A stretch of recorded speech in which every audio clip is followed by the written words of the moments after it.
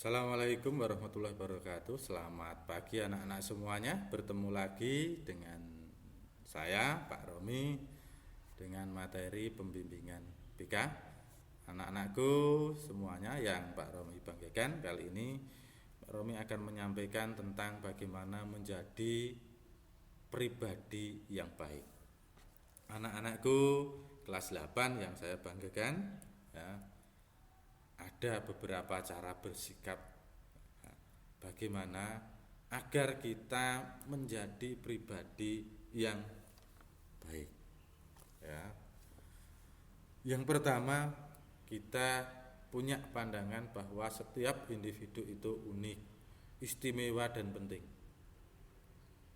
Kemudian mendengar dan menerima kritik.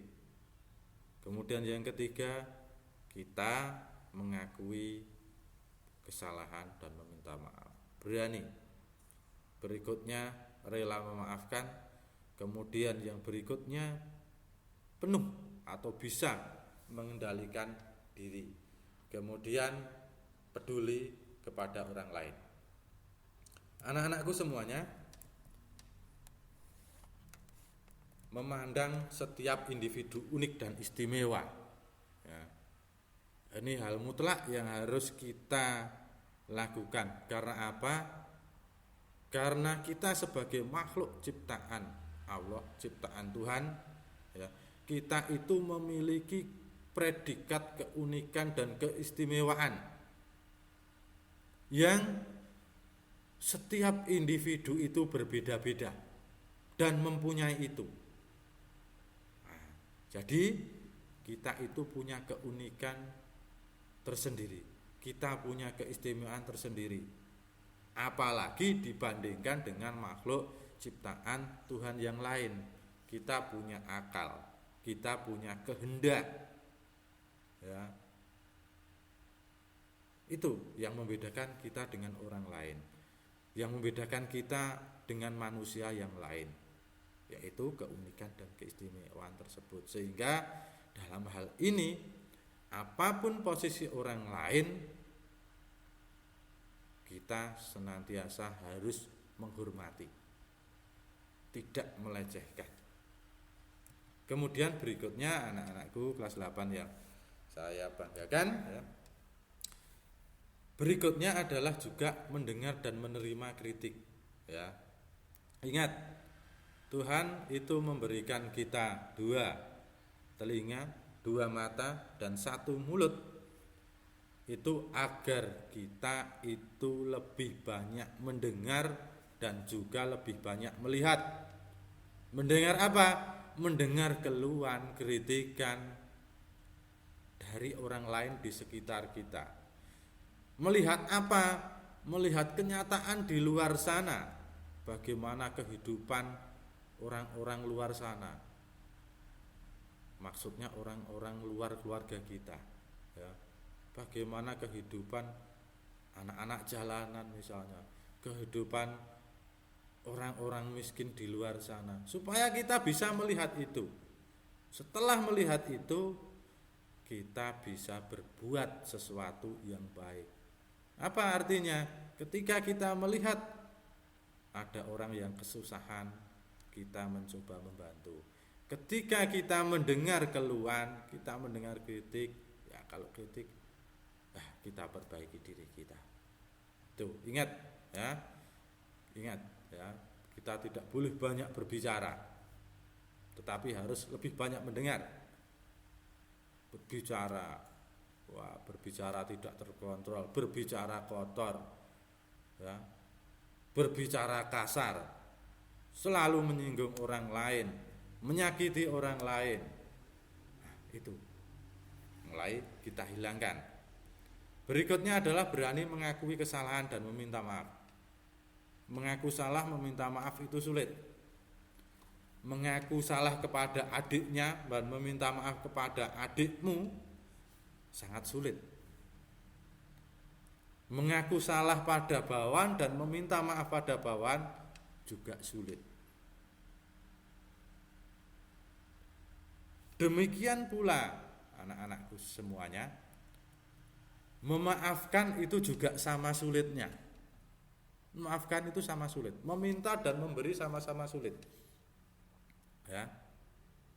Kamu sudah disakiti, ditempeleng temanmu misalnya, kemudian temanmu datang, maaf ya, sambil tertawa. Kira-kira kamu maafkan enggak? Berat, Pak. Berat juga. Tapi kamu punya salah dengan adikmu, kamu datang, gengsi enggak? Bisa jadi gengsi, malu. Wah, aku udah besar masa minta maaf pada adikku. Nah, makanya karena meminta dan memberi itu sama-sama sulit, kita jaga sikap dan perilaku kita agar tidak terjadi sebuah kesalahan, agar kita tidak salah, sehingga kita harus minta maaf pada orang lain karena sama-sama sulitnya. Ya. Kemudian anakku semuanya, pengendalian diri atau mengendalikan diri. Ya, ada sebuah pepatah itu yang cukup bagus. Ya, pepatahnya demikian bunyinya.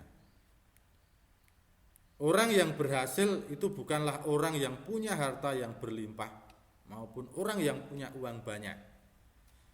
Namun orang yang berhasil itu adalah orang yang bisa mengendalikan diri di setiap keadaan.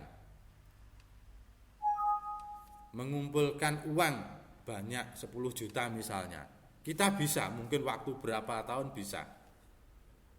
Tetapi anak-anakku, kita belajar untuk mengendalikan emosi mungkin 10 tahun, 20 tahun itu sulit kalau tidak ditata dari sejak sekarang. Makanya bisa kalian lihat ada orang tua yang masih suka marah. Ketika marah melempar kursi, melempar piring, menendang pintu dan lain sebagainya. Itu adalah apa? Ciri tidak bisa mengendalikan emosi, tidak punya self control. Nah, makanya karena itu teramat sulit, ya, mulai belajar dari kecil. Bukan berarti kemarahan itu tidak boleh, tapi pada tempatnya dan harus punya batas-batas tertentu. Ya. Kemudian berikutnya, peduli dengan orang lain. Ingat anakku semuanya, ada pepatah lawan cinta itu bukan benci, tetapi ketidakpedulian kita. Sehingga kita harus peduli terhadap lingkungan kita. Lingkungan kita lapar, kita memberi. Teman kita tidak bawa uang saku, kita mencoba untuk apa? Untuk membantu, meminjami dulu. Kemudian ini anakku ada contoh, ini anak cacat saja, dia nyumbang. Ini dia pengemis, tapi dia menyumbang di sebuah festival amal. Itu contoh kepedulian anak ini. Kemudian kisah Bai Fangli anakku, dia cukup terkenal, dia adalah tukang becak, tetapi setiap habis dia bekerja, dia menyisihkan uangnya untuk disumbangkan dengan panti asuhan, ke panti asuhan. Sehingga suatu saat karena meninggal, panti asuhan sudah tidak melihat lagi, akhirnya dicari dan ketemu. Ternyata beliau sudah meninggal dan anak-anak di situ kehilangan. Dan ini adalah cerita yang cukup terkenal, ya.